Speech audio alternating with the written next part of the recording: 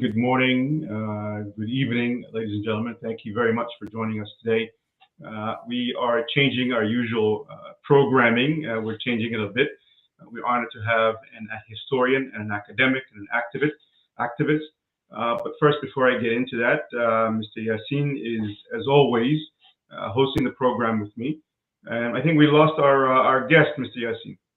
Yeah, he's gonna come in. I think Okay. it's. I would not worry as much because I think a phone or something came to it. But Sure. our guest is. Go ahead, Gulet. No, our guest, before we get into it in English, we'll do a quick preview in Somali. And عفوا السلام عليكم دمان aad baan idin salaamnay. Maanta barnaamijkeenu wuxuu kusoo bixi doonaa luqadda Ingiriiska. Waxaan wareysanaynaa nin academic oo professor oo la yiraahdo Asfa-Wosen Asserate. Waa nin Ethiopian ah, hadda dhalashada Jarmalku qaatay. Wuxuu ka mid yahay qoyskii boqortooyadii Haile Selassie. Marka waxaan ka wareysanaynaa taariikhda Ethiopia intii dhaweyd Haile Selassie ilaa hadda. Waxaan ka wareysanaynaa haddii ilaa yiraahdo mustaqbalka Ethiopia meesha loo socdo. Su-aasha maanta taagan waxay noqonaysaa nabad ma laga heli karaa dalka Ethiopia. Dr. Asfa-Wosen, good afternoon. I was giving a quick run through of our agenda today to our audience and doing it in Somali so they understand who we're interviewing and what the interview should be about. So welcome. Thank you for joining us today. Thank you very much indeed, my dear Mr. Kasim, my dear Mr. Yassin. It's a great pleasure to be with you today. No, thank you so much. So we'll do a quick run through your biography. For those of us that don't know you, Prince Asfa-Wosen Asserate is an academic and also an activist and understands law as well. He's an Ethiopian German author and historian. He was born in Addis Ababa. He's a member of the Ethiopian royal family, as he is the great nephew of Emperor Haile Selassie, who ruled Ethiopia from 1930 to 1974. Prince Asfa-Wosen Asserate has written extensively on Ethiopian history and culture, as well as issues related to Africa and its relationship with Europe. So this is a broad concept of Africanism that he covers. His works often explore themes of identity, colonialism, and the challenges facing African nations moving forward. One of his well-known books is King of Kings, The Triumph and Tragedy of Emperor Haile Selassie of Ethiopia, which provides an insight into the life and reign of his great uncle. Dr. Asfa-Wosen, thank you very much for joining us again. And we will endeavor to ask you questions that range going back maybe 100 years, and then we'll see if we can look into the future of what type of Ethiopia we expect to have and the work necessary to attain that. So once more, welcome. Thank you very much. I'm very pleased to be with you today. Thank you. So I'll steal the microphone first and I'll give it back to Ahmed Yassin. I wanted to see if, again, going into your background, I did say in the introduction, I found it online and I think I've seen you on YouTube. If you can give us a bit of a background into how you are related to Emperor Haile Selassie. Well, first of all, he's my great uncle on the one hand side, and I am a great grandson of the late Empress Menen through my mother's side. So there's a dual relationship there. And I lived in Ethiopia until the age of 20 and came for my studies already as far back as 1968. And I have been in Europe since those days. Yes, so very well. So I've seen, as part of doing a quick read on you, that your father was in the court of Emperor Haile Selassie, that he worked within the government. And I've seen you on some interviews referencing that allowed you to have an insight into understanding the government, the governance, and how the emperor himself functioned. So can you give us a quick run through again of the role of your father within the court of Emperor Haile Selassie? My father, the late Ras Asrate Kassa, was the president of the Imperial Crown Council in the year 1974 when the revolution started. Before that, he was Viceroy of Eritrea. And before that, he was Governor General of about 4 Ethiopian provinces. He was President of the Ethiopian Senate for many years. So he was one of the close advisors of the late Emperor Haile Selassie. And as you rightly said, as I left my country at a very early age and was not a government official or was not in civil service myself, whatever knowledge I have had of the imperial rule, I owe everything to my late father, who treated me as an equal and was telling me about all the problems that they had. And that gave me a wonderful basis upon which to build my own researches on Ethiopia and the imperial rule. Very well. So I think if I can use that as a transition, in 1974, obviously, the emperor and the dirt came in, and Ethiopia took a turn for a whole new image and perception and reality for governance and how society should be. But at that point in time, the land reform that the emperor was essentially trying to put in place after the World War II and the Italian invasion, many scholars agree or debate that if the kingdom had sped up the land reform prior to the revolution, that the revolution wouldn't have come. Could you give us an idea in terms of the issue of land reform? And this is something that touches the Somali population within Ethiopia. If that land reform had come a bit earlier, and again, the role of your father as a senior member of the government in perhaps the coming about of the land reform, in terms of there was a delay, there were procedural motions and movements that took a while. Can you go over that land reform process, and do you think that it was delayed? Mr. Kasim, I have to tell you, it was not only the land reform that was delayed. We needed constitutional change as well. And that is what is so disappointing, is the fact that all these questions were being raised in 1974 and were being given answers. As you know, prior to the September 1974, when the demise of the emperor took place, he had put in several commissions. A commission to see about land reform. A commission was set up to rewrite the Ethiopian constitution. And there was even a commission that was set up to look into the behavior of the ministers and everybody who was a member of the government for the last 35 years, the so-called Inquiry Commission. So unfortunately, all this came to an abrupt end. And that is where we find ourselves in this disastrous, let me put it this way, disastrous situation today. You're very right.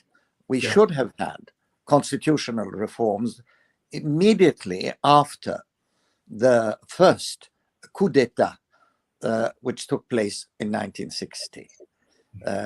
I have, as you've seen in my book, I have put in what the late emperor of Ethiopia did for our country, specifically in the years between 1935 and 41, when he was in exile, what he did to restore Ethiopia's independence, what he did for Ethiopian education, and above all, of course, what he did for the decolonization of Africa, and what he did to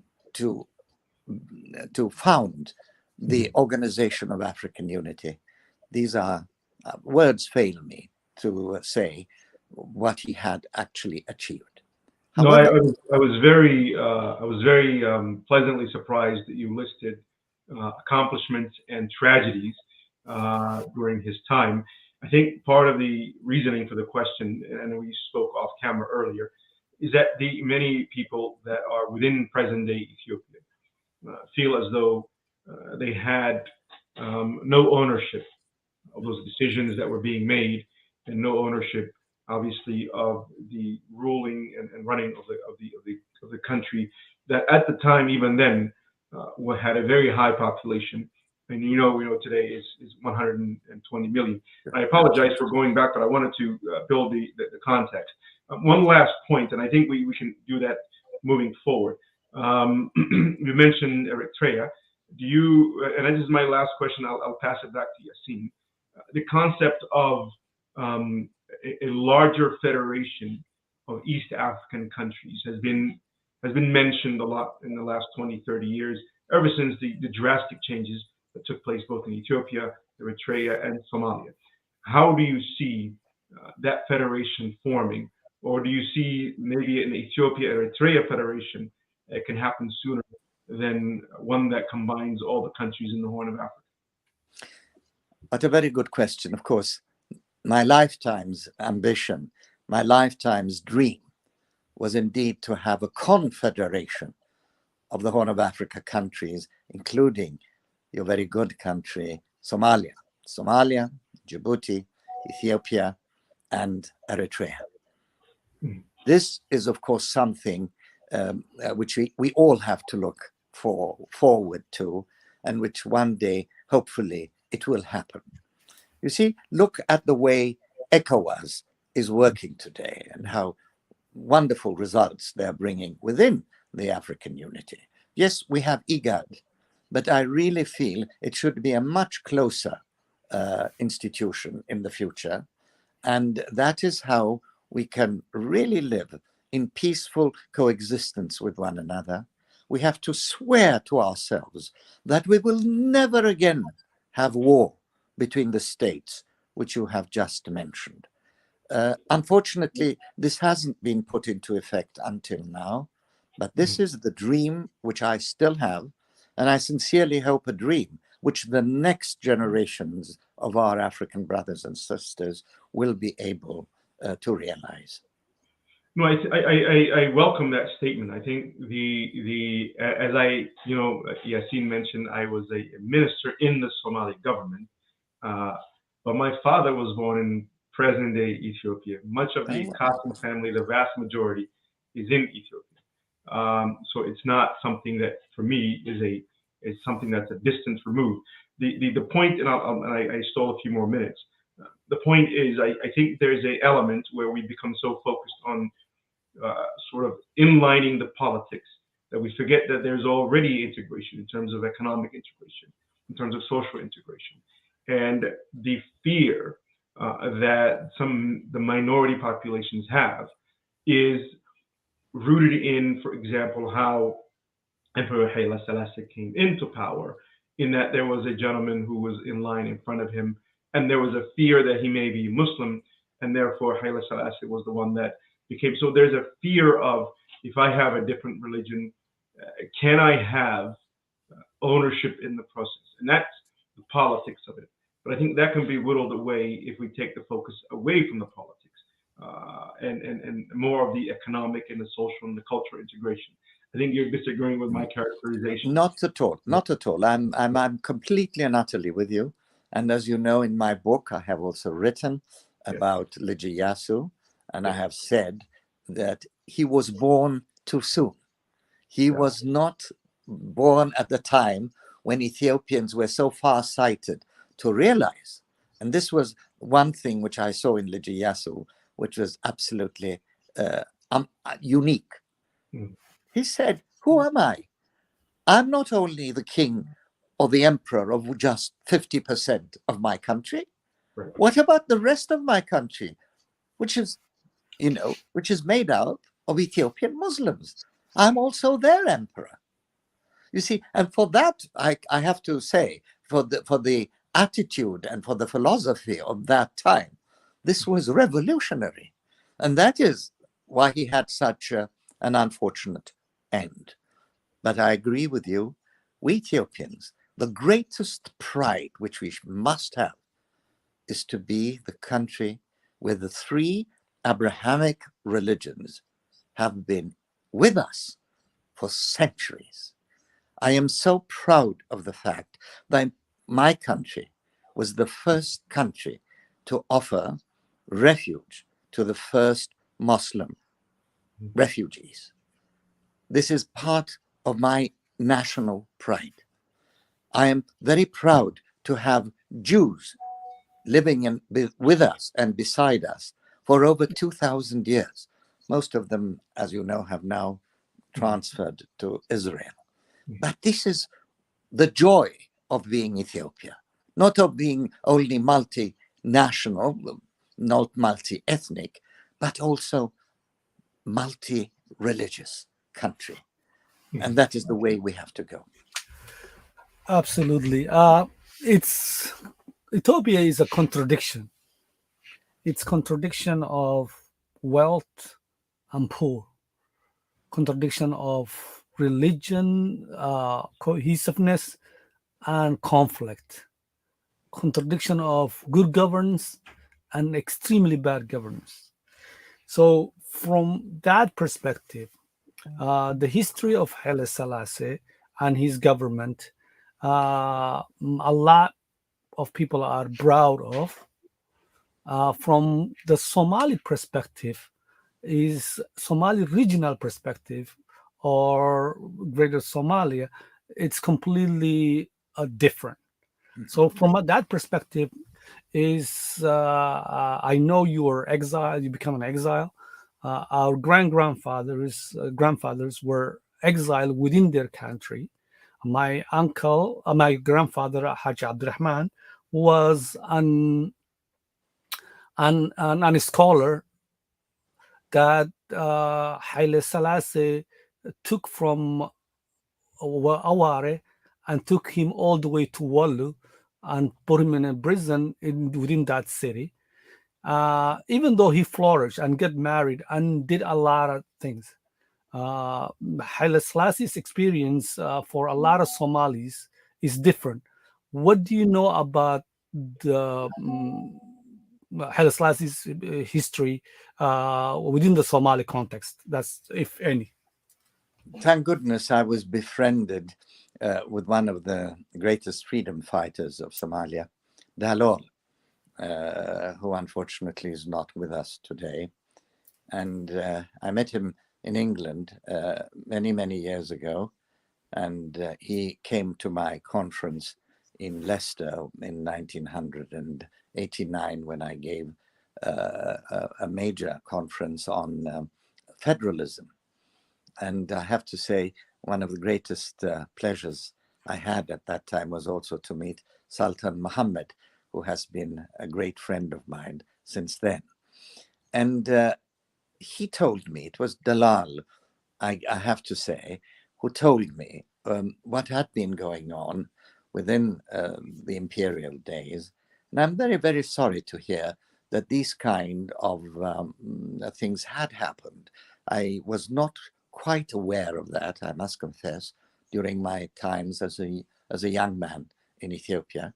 I knew there was a war between us in the early 60s. And as wars are, I know there has never been a war that has been just.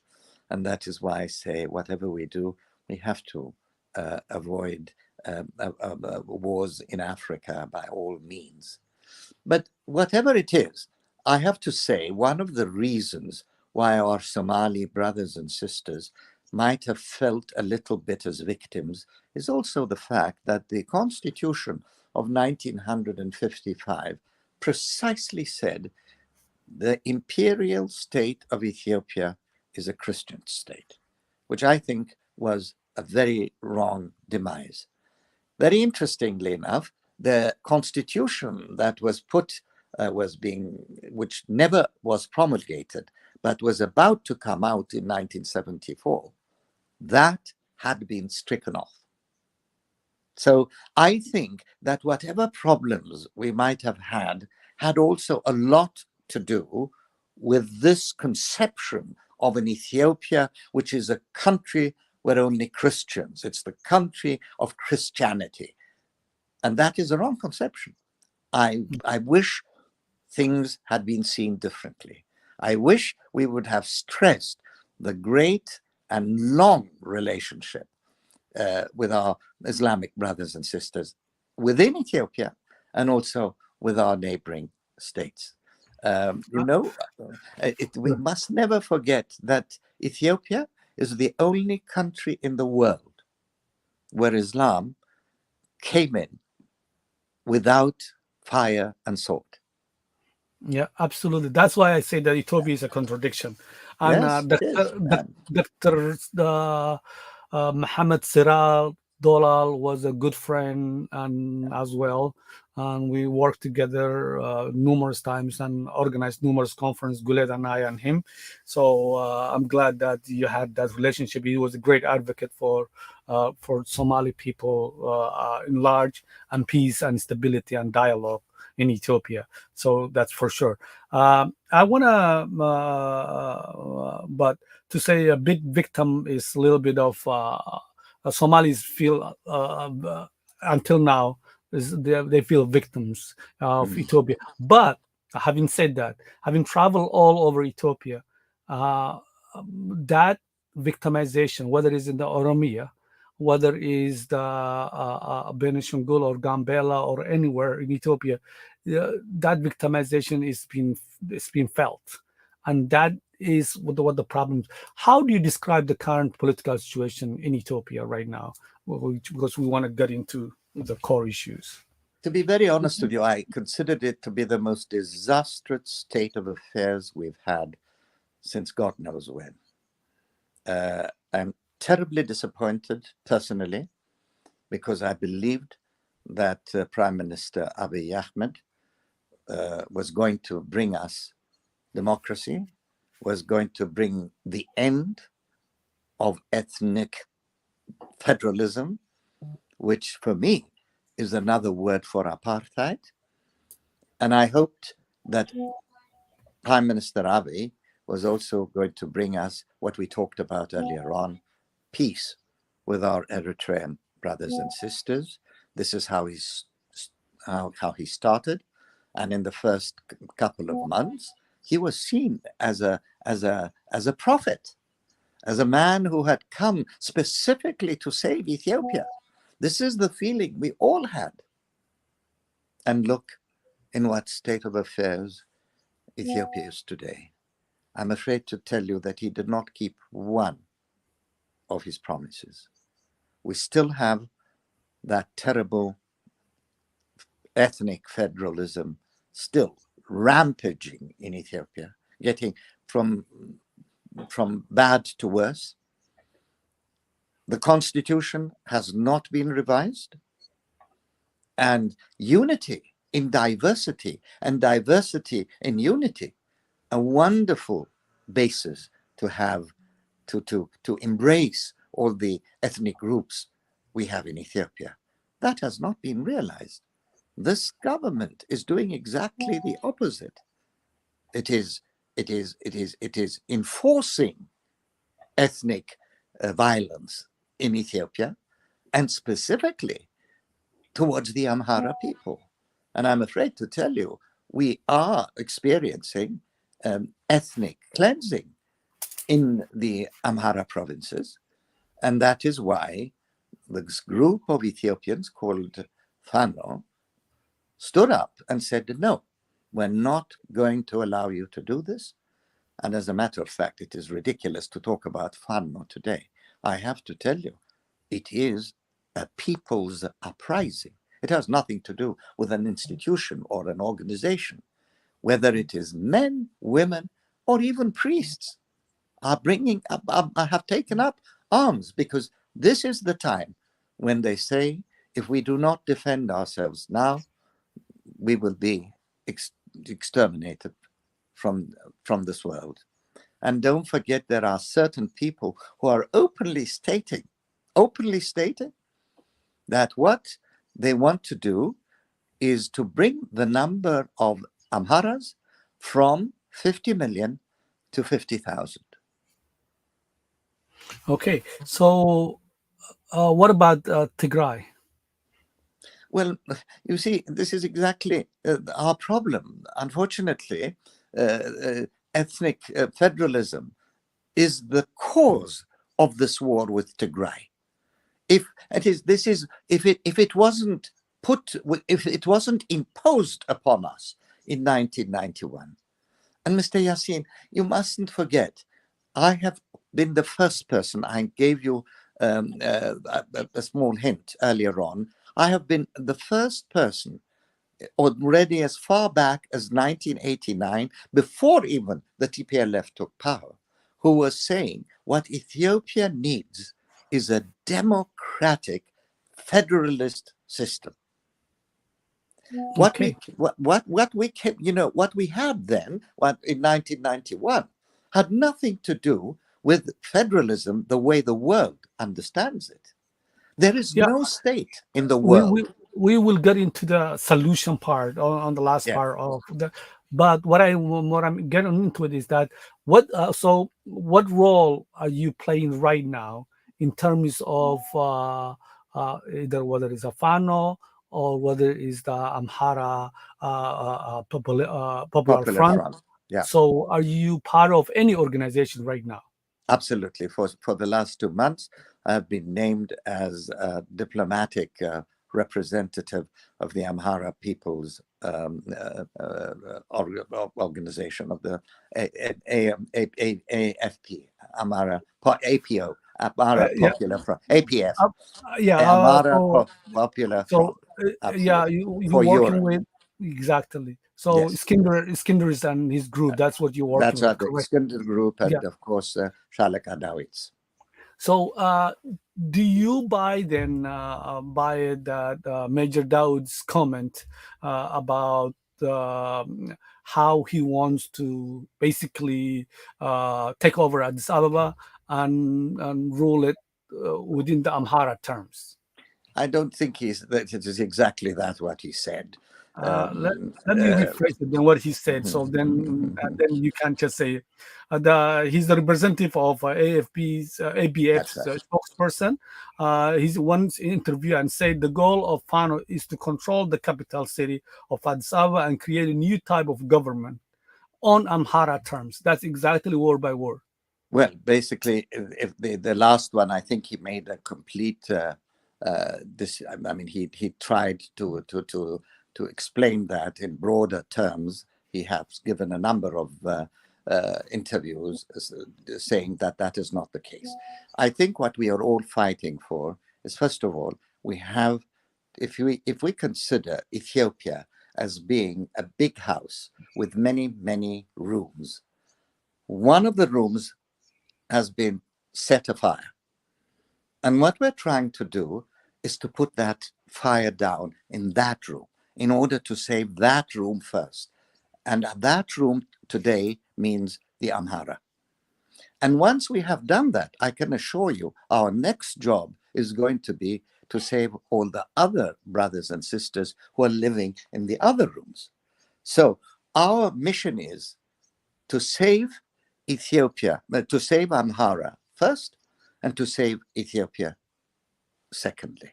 But I with all due respect, it's not the only the Amhara room is burning. The Oromia room is burning. Okay, and right as I speak to you, there was drones. The Tigray is already burned before, and then the Fano who is right now saying that we are for the Amhara and Ethiopia are the ones who commit crime against humanity against the Tigray. I'm so sorry. This is not absolutely true. This is absolutely false. First of all, there has been not fight. Of course, they did fight, and they saved. I'm so sorry. They saved. They saved the life of Abiy Ahmed. Without them, he would not have won the war against the TPLF. On the expenses of the Tigray people, correct? Yeah. And well, I mean, with due respect, you must not forget, in a war, there are no people who have not committed any kind of wrongdoings. I'm afraid this is impossible. You could say the same thing about the Tigrayans. Look at the Maikadra massacre, where 600 people, women and children, were absolutely massacred by them. And there is an official institution that is now looking into all these things that took place in Tigray. And we will have to find out once this commission has reported, you know. But to say that it is only crime has been committed on one side, this is No, absolutely I unfair. have not said that. I said the organization that you're representing commit a crime. That's what I'm just saying. This is I will absolutely say no to it. And this is whatever they did was in defense. And don't forget, we were not the perpetrators. It was the TPLF who came into the lands of the Amhara and slaughtered people. We did not start the war. They were the ones who massacred not only Amharas, but thousands of Ethiopian people who were there to defend them. This is the truth of the matter. And of course, after that, things started to change. And for me, it is immaterial who did what. One important thing is that 1,200,000 Ethiopians died. It's tragedy, and that's why we're saying this is what what we are trying to compare is apple to apple. That's what I'm doing right now. What happened in the Tigray region was wrong. What's happening in Oromia is wrong. What's happening in the Amhara region is wrong. You are against ethnic-based ideologies. If I'm wrong, and at the same time, you are part of the Amhara Popular Front. Yes, because for me, being an Amhara, standing up for the Amhara cause and Ethiopia is two different sides of the same coin. I have not given up what I have stood for throughout my life. I have not given up 1 inch of my attitude about the unity of Ethiopia. I have not given up 1 inch of my belief that ethnicity or ethnocentricity is the greatest crime that you can commit in Africa. Okay. So I have joined this organization because the basis of this organization is the fact to save the Amharas from being killed, from being displaced, and from being put into Ethiopian prisons. Don't forget, we have 100,000 Amharas who are lingering in Ethiopian jails at this moment for the only reason that they were born Amharas. Nobody will say that I stood for any kind of sympathize that you're standing for the Amhara cause and respect that. So right now, before I'll still gullet from a couple of more minutes if you bear with me. Ethiopia right now is in a crossroad, which you agreed with me, and the Amhara People's Front or Fano is not a unified organization, especially in the diaspora. And who is the leader?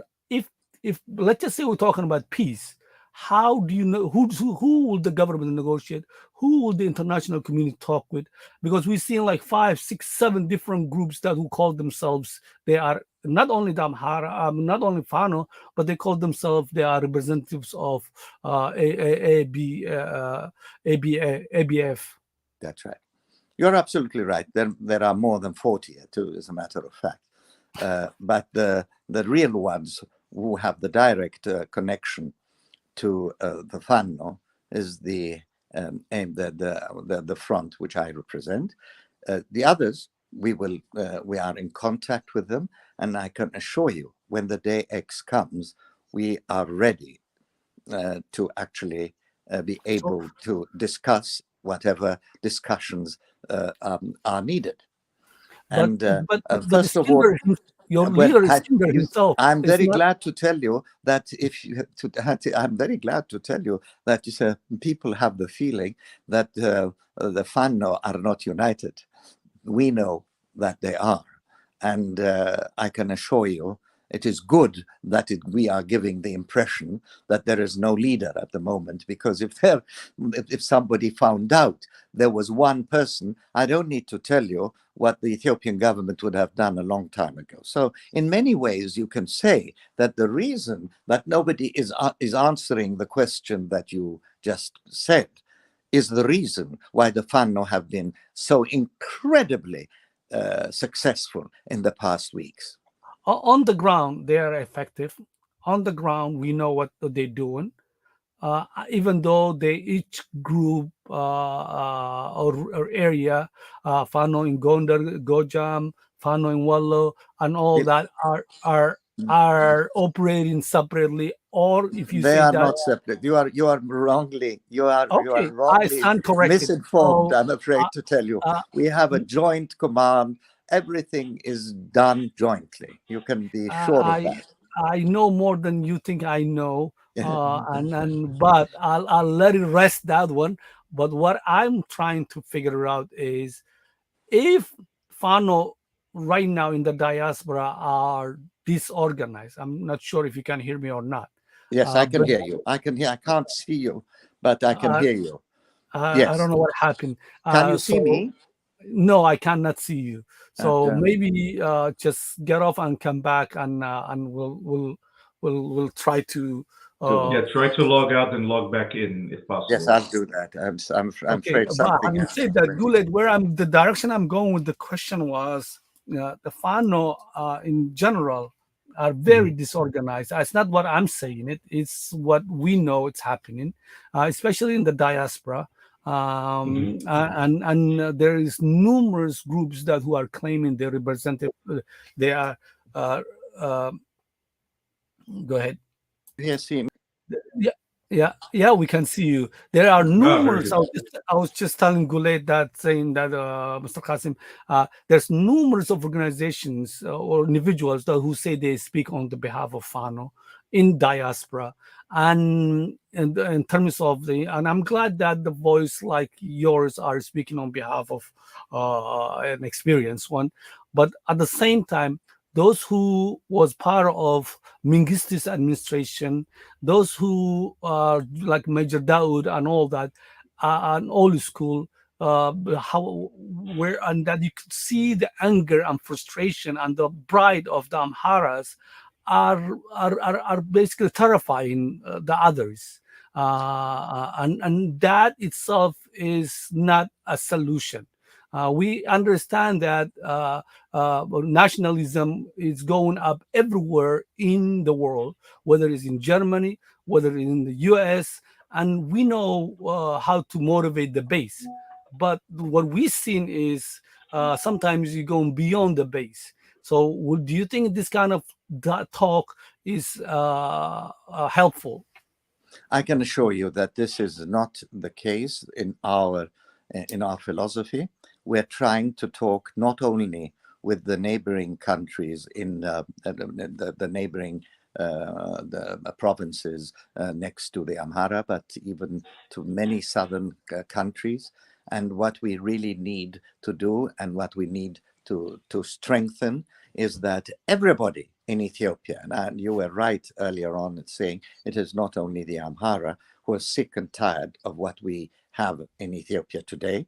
And I can assure you, we are in touch with all our neighboring brothers and sisters, and we will not be there to solidify the hegemony of the Amharas. I can assure you that, and I can assure you, all our people, that this is not our solution. Because this is what we have been seeing in the last 30 years. The hegemony of the Tigrayans was taken over by the hegemony of the Oromos in 5 years ago. And it is not, I repeat, it is not our wish to jump in the same wagon and talk about Amhara hegemony within Ethiopia. No, we want to make an end to this ethnocentric rule which we have had for the last 30 years and more. Even Mengistu, with due respect, the killing of Amharas did not start with Meles Zenawi. It started also with the Mengistu, how many thousands of Ethiopian farmers were killed because they were seen as being supportive to the imperial government in the 70s and 80s. So I can assure you, we do not want the hegemony of any ethnic group in Ethiopia. We want a country where people can live as equals, as brothers and sisters in a democratic federal state. I don't even recognize the present state of Ethiopia as being federalist. It isn't. It is the apartheid regime which we have.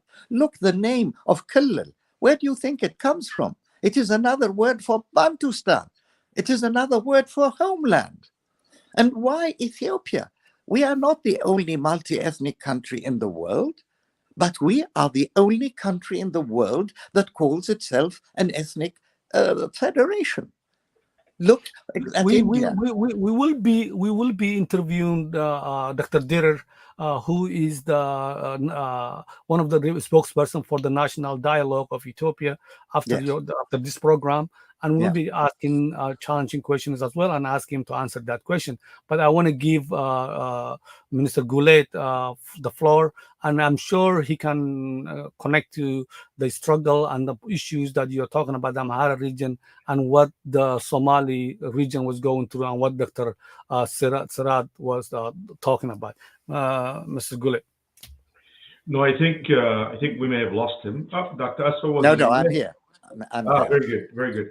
I'll ask you a question. It may seem facetious, but it's simply a question.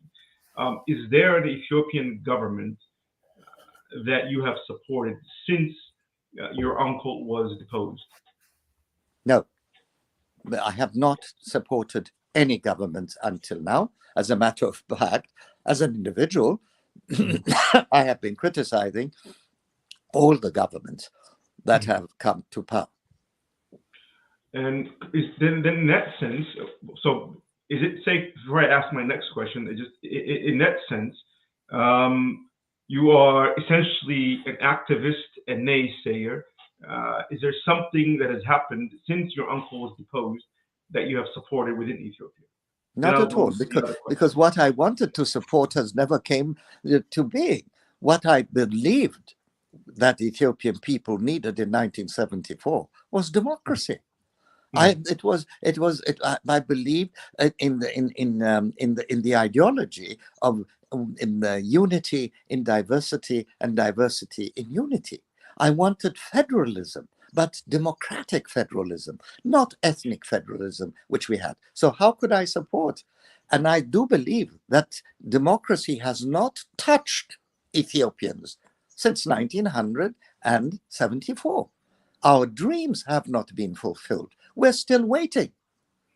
You see, that is a perspective, and I hate to push back because I'm interviewing you. That is the perspective of royalty. That is perspective of the royal house. That is the perspective of the elites in the Amhara.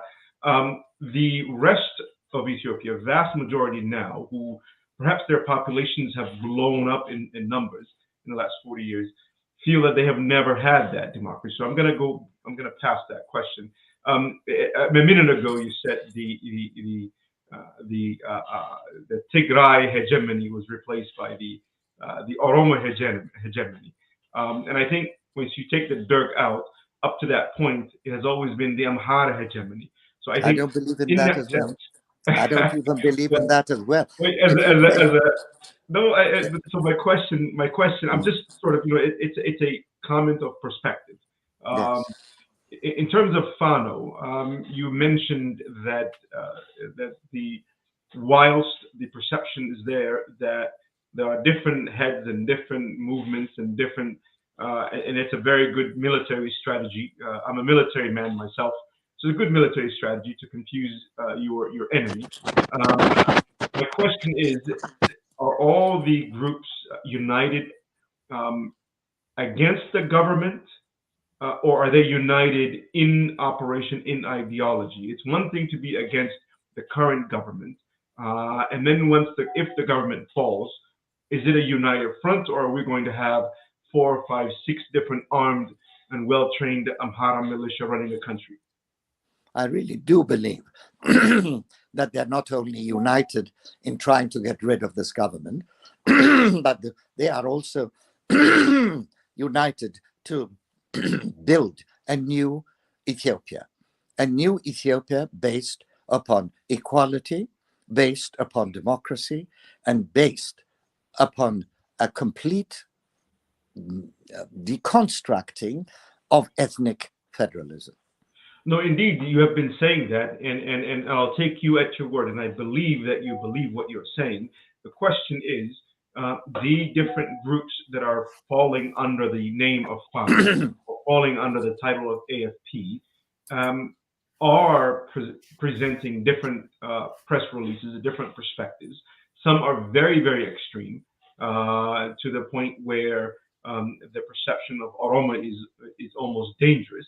And some, to the other extreme, is you, with someone who's an academic who can historically contextualize what the goal is. So my question again is, we see a fragmentation. We don't see a unified military structure. We don't see a unified political ideology. And there's a fear that once, let's say, this government is overthrown, and my question will come later on that, are you going to have a unified structure in terms of rebuilding of Ethiopia? How do you get from being a revolutionary force to building a new Ethiopia? Because then you have to make friends. Absolutely, by simply doing exactly what the TPLF did in 1991. Which is what you're disagreeing with, which is the thing that you're saying. No, I'm saying we're talking about the method. You asked me about the method, so I'm answering. This is the method which we're going to use. We're going to have the method. Yeah, we're out of time. That's why I'm trying to narrow the question. Yes, absolutely. We are in favor of building up a caretaker government, which will then decide of the future of Ethiopia, which will also then decide that there will be a constitutional commission, which will have the duty to bring forward to the attention of the Ethiopian people, so that they can also vote on that, a new constitution, which is there to embrace all Ethiopians. Well, very well. I fully understand that. I appreciate that description. The fear is that is not being presented. So let me turn the question a bit. How will, assuming everyone who is using the name FANO and AFP, assuming that it's a united front, assuming that it's a united military command structure, Tigray had a unified military structure. We know there was a lot of weapons and a lot of even factories in Tigray, and even Tigray was unable to defeat the government. How will FANO stand up and defeat the Ethiopian military? There are jets, there are drones, there are tanks, there's international aid that they can get if they say FANO is a terrorist organization. How militarily will you defeat the Ethiopian military? I think, first of all, I do believe the Ethiopian military will destroy itself. You're absolutely right. They are obviously much more in a position to wage war with airplanes, with drones, and everything else that you can think of. But I wonder if the international community will allow them to do that. What they have already done by, sending drones to the Amhara provinces and killing civilians, not even the FANO military, in Debre Marcos and Fenote Salam and everywhere else where they have sent these drones. They have been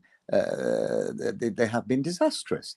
And basically, sooner or later, you will see that the Ethiopian defense forces themselves will find it very difficult to go and shoot civilians. It is as simple as that. And I am quite sure that they will not. As you know, there are about 10,000 people who have already given themselves up, and there are Oromos now fighting within the FANO. and other Ethiopian ethnicities that have joined Fano. So, Fano is not only made up of Amharas. The core might be Amharas, but within the last weeks, you will be surprised how many more ethnicities have joined it. All those who have been mistreated through all these years, all those who really believe that this killings cannot go on like this, they're joining forces. And the far-sighted ones who are saying today, what happens in the region of Amhara will happen in my region tomorrow. They are joining. No, I appreciate that. I think sort of if I can wear two hats, and you're wearing multiple hats, but if I sort of my military hat tells me it is just not doable whatsoever. It's not feasible in this day and age for a guerrilla force to defeat a standing military, particularly a military that just had the experience of how to defeat a well-armed, well-organized militia. So in that sense, my military brain tells me that it's highly difficult for that to happen. But you actually then soften it in saying that there are people defecting. How then are you, as Fano, as AFP, how then are you making friends outside of the Amara? Let's assume you have 100% of the Amara with you. Wherever the percentage was for the Tigray, let's say that Tigray, that percentage is there in terms of local internal support. How do you gain friends in the Somali region? The Somali region, for example, people are afraid. They're thinking this Fano folks, if they cross onto the Oromo and they come on to us, they will just do whatever they want. If they make it to Addis Ababa, our young people going to universities will be in trouble. So how does Fano politically, militarily, and actually culturally make friends with the wider Ethiopia? And you have to imagine, Ethiopia is 120 million minimum. So the vast majority of Ethiopians are not Amhara. So how do you gain political and so, as they say in the West, win the hearts and minds? How would you do that? We have to change minds and hearts. This is very true. And I'm very, very sure that we will be able to do this. The TPLF in their own way managed to do so. Why not us? I do believe that we have a much better chance today to win the hearts of all these people. I agree with you. There are people who might say what you just said now, but I am completely convinced that if we are honest about what we are trying to achieve, that people today will listen. It has nothing to do with Amhara hegemony at all. It has to do with people wanting to live in peace after 50 years of warfare within one another. This is the actual message we are giving out. And I can assure you, we're already talking to many, many people in different regions of Ethiopia, and we must continue to do so. And I can assure you, we will do so also with our brothers and sisters in Somalia. We're almost at the hour mark. My last question, I'll give it back to Yasin. Apology for taking so much time. Do you have a unified political platform for people to read and digest, to dissect, to question, and at the same time, who is writing the political directives, who is writing the agenda? Or because again, you mentioned, this is the third time that you mentioned that you will do as TPLF has done, while at the same time you're saying after 91 it was a disaster. So people listening need to be able to be given a sense of confidence that if there is indeed any change that's coming, that change will not impact them unfairly. So the question is, because we knew what the TPLF, when they were a guerrilla force, what they were fighting for. It's unclear to this day. And unfortunately, sir, you have not clarified exactly what the AFP Fano are fighting for. So is there a political platform which people may digest and dissect and ask questions about? And that obviously is the road to making friends. And if so, what doors are open for other ethnicities within Ethiopia to be able to be in the leadership, or are they just simply going to be foot soldiers, if you will? Not at all. I can assure you that what I have told you, we have a manifesto where you can read what we are wanting to do, what we intend to do on the day X.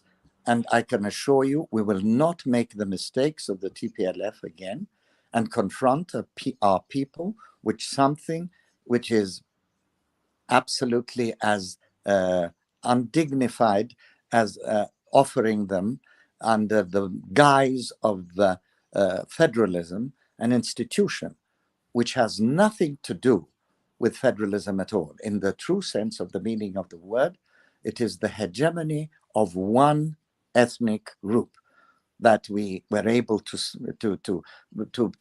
sell to the Ethiopian people in 1991. And this is something we will be very, very careful not to repeat. And I can give you, it's very hard to do so at this moment, but you can always come back to me and say, didn't you say that at that time? But I want every Ethiopian alive to know that from now on, there is not going to be a hegemony of any Ethiopian ethnicity. This is what we are really fighting for. We are fighting for a just, a democratic, and an Ethiopia where people can live in peaceful coexistence as brothers and sisters. Yes, but as you say that, the words that are coming out of the fighters on the ground, you're an academic, you're in the West, you are the spokesperson for the West, particularly Europe, as you said. The people on the ground fighting are using very, very hard language. And it is very difficult with the history and experience of Ethiopia, particularly for the minority community, particularly for the Somali community, to not take them at their word. And their word being, there are lands that are now within Oromo that must be brought back by force if necessary. So I think that is, and I'll end with this, and I've taken too much time, but I think the nexus or the disconnect here is your presentation, while well polished and well prepared, is different than the presentation on the ground, and the fear is that when the thing that undercuts you is you referenced TPLF several times. So the fear is that we will have Amhara hegemony using the TPLF playbook, and Amhara hegemony that does not want the Oromo, using your words, the Oromo hegemony. So there's no room for others. Could you give me 1 minute? Sure. I just have to go to the door. Maya and haddii aan in yaro af Soomaali ku dhigi karo su-aashan rabo inaan weydiiyo, dhibka jira ayaa wuxuu yahay, wuxuu rabaa inuu naga dhaadhiciyo. Dabcan dowladdan baan la diriraynaa. Dowladdan waxay keentay federalism oo maaragtay qoomiyad ah. qoomiyaddaasaan anaga diidannahay. waxaan rabnaa Ethiopia in isdhex gasho, laakiin anaga waxaan xasuusanaa markay Ethiopia isdhex gashay in anaga nala dhibaateynayay. Marka waxaan rabaa labada inuu kala saaro. Go ahead. Welcome. I was doing a quick run through in Somali in terms of the questions that I was asking you and the purpose of my questions. And the purpose of my questions was that the hegemony, that word is very much loaded, because it means total control in terms of even the way of thinking. And that's a concern for people in the Somali region and the Oromo region and some others.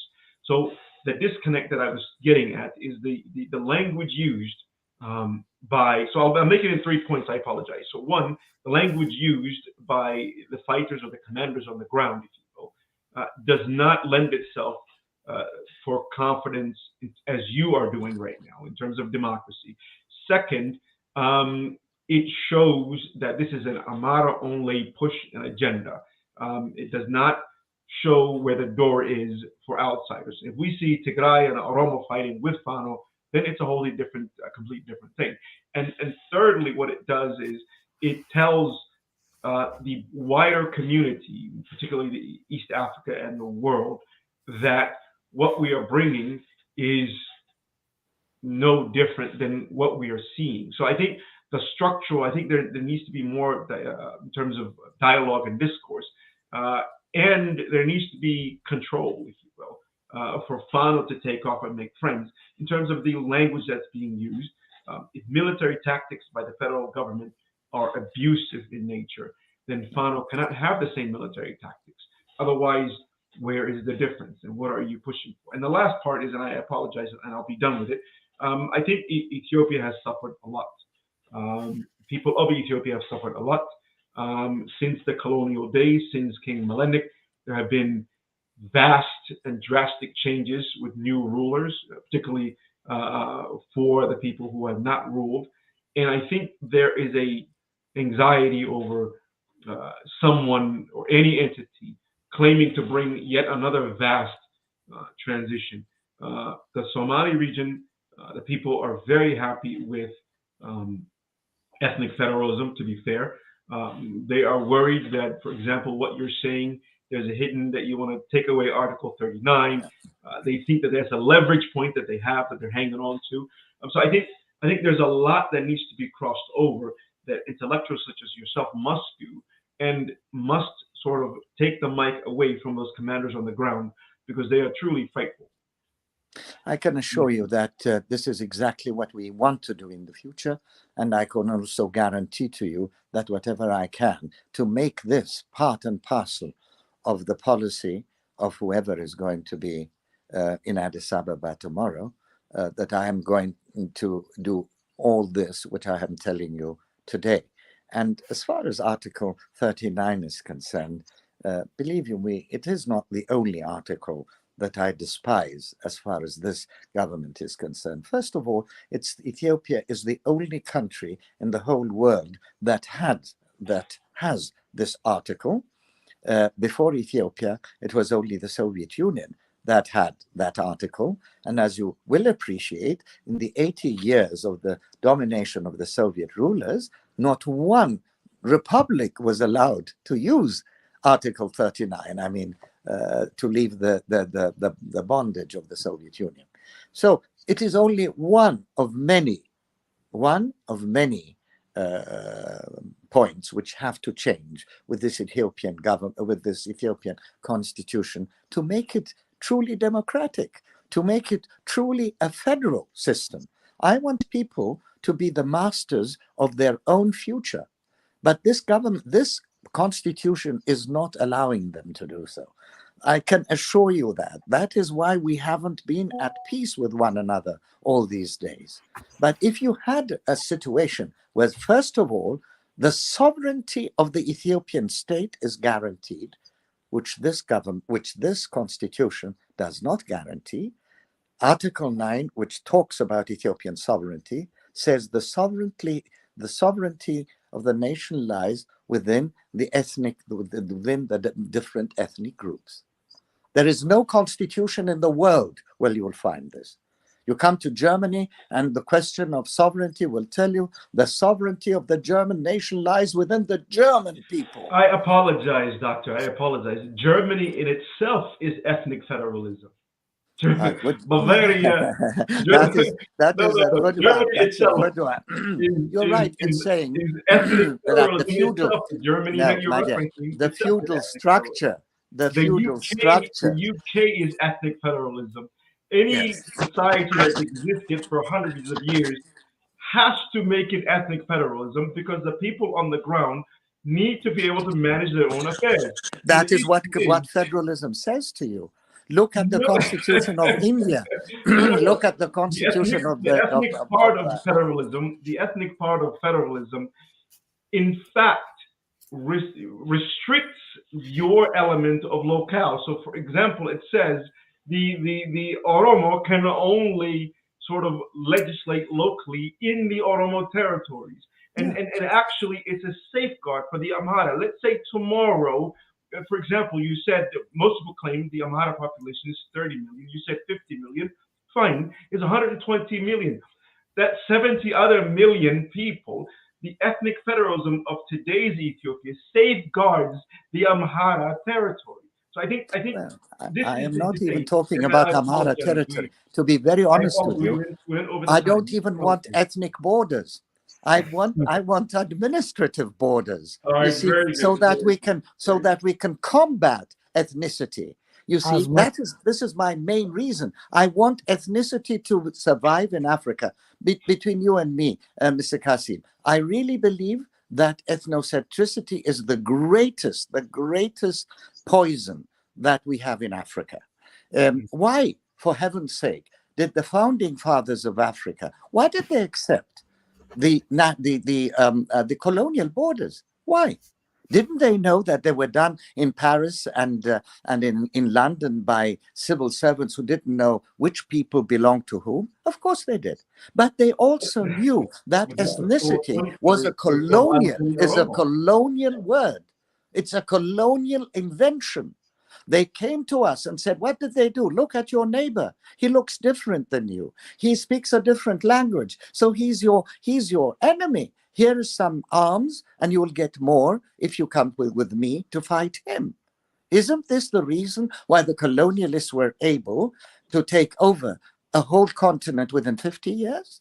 The answer is yes, but with that same formula, that the royal court, the royal house of which you are from, flourished in that formula. So the very thing that you're saying was a poison is the very thing that has lifted the royal court. It hasn't. To be honest with you, first of all, everybody believes that we have been living, and you used the word that before the hegemony of the Tigrayans, there was a hegemony of the Amharas. Who is an Amhara? We have had 225 Ethiopian emperors in 3,000 years, and not one of them, including the last emperor of Ethiopia, was a full Amhara. He was only 1/3 of an Amhara. Right. This is the glory of Ethiopia, and this is what I'm trying to sell at the moment. Is the word unity and hegemony diversity. Is a blanket for culture. The word hegemony is a blanket for culture. Yeah, is not a blanket for ethnicity or blood. We can have Pax Americana. I have to come between you two right now. As much as I enjoy, I appreciate the time, Doctor. I really do. As much as I hope we can enjoy do this again. Thank you so much indeed. We will do it 30 minutes, but now we are over an hour, and I want to even continue and listen both of you. But I just want a little bit of conclusion. This kind of dialogue is what we want to have, and this kind of dialogue is understanding is what we're looking for. We're not gonna try to put you down or anything, but we want to make sure that we challenge ideas each other, and which you understand correctly. Where do we go from here? Right now, Ethiopia, where it is, we want peace and stability. And to get peace, our arms have to be put away. Dialogue has to be created. Are you or your organization willing to negotiate and come to the table? Of course, every war ends with a dialogue, with negotiation. The First World War, the Second World War, every war ends with negotiations. The question is, when is the right time to negotiate? When is the right time then? Well, the minute the killing of Amharas stops. The minute when the government stops its attitude or its policy of exterminating the Amharas from the earth of Ethiopia. The minute this government stops sending people, misplacing Ethiopians, and I'm talking the numbers you can find out with international corporations, there are over 500,000 displaced persons who have left some of the Oromia region, from Wallagga, and from other places. The minute the displacement of Ethiopians stop, where they have been living there for 3 to 4 generations. This is the time when we can come to negotiate, not before. Over 2 million Ethiopians are displaced. Over 1 million Somalis are displaced within the Somali region. There's a conflict that's happening everywhere in in Ethiopia, not only the Amhara region. Of course. There is, and I have to say it. I take a pride of being part of the negotiation team that put together the war, but the ONLF and Ethiopian government. I have sat with Prime Minister Abiy. I have lunch with him. I have a lot of aspiration when he came to power. Do I have a lot of questions? Like us all. So do I have questions and things that we need to correct? Yes. Do I blame everything that's happening in Ethiopia? Not at all. Do I share the blame, even ourselves, that who waited until this conflict happened to get engaged? Absolutely. Because it was a new prime minister, no experience whatsoever, other than hope. We didn't have any political agenda.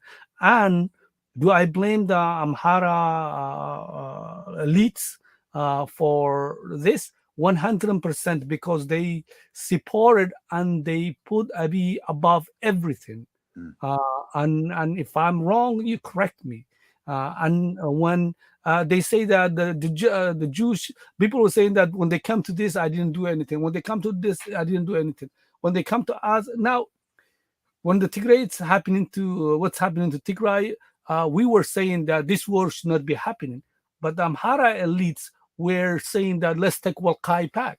That's the only thing. Let's fight. They were beating the drum beats of the war. How would we trust you as an Amhara elites right now to bring peace and stability in Ethiopia? And Because last word. between you and me, because there is no other alternative than peace. Whoever it is, whether it is the Amharas or anybody else engaged in changing the situation in Ethiopia, has to take the responsibility that without offering peace at the end of the road to the multitude of Ethiopians, we are as responsible as the last two regimes. Okay. Is that your last word, That's sir? my last words. Absolutely. Okay. I wish we will have this kind of dialogue. And to be honest with you, we just touched the service right now. But the Constitution and other issues, I would love to debate with you and bring others, including the Oromos, the Tigray individuals, and see collectively how can we have peace and stability in Ethiopia. The program we call the Peace on Trial in Ethiopia, and we want to get your perspective. After this program, we will have Dr. Direr, who is the Commissioner for National Dialogue, and figure out where the government of Ethiopia is standing. Mr. Guled, I'll give you back the floor. No, I don't really have anything else, Dr. Asfa-Wosen. I appreciate our dialogue. So do I.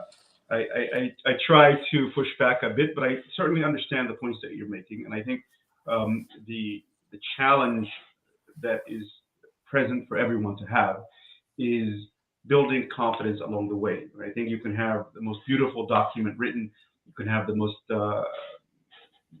serious intentions, but I think if there is no confidence, and I think that's partly what the issue is in terms of with the Prime Minister and his government.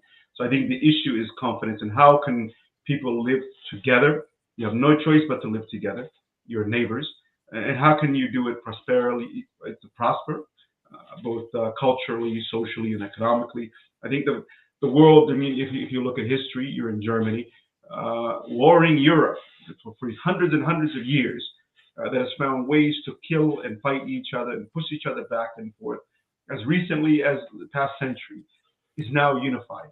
And they've unified across many languages, they've unified across religions, they've unified across cultures, they've unified when they themselves have done atrocities against each other. So there is a formula in terms of how people can live together.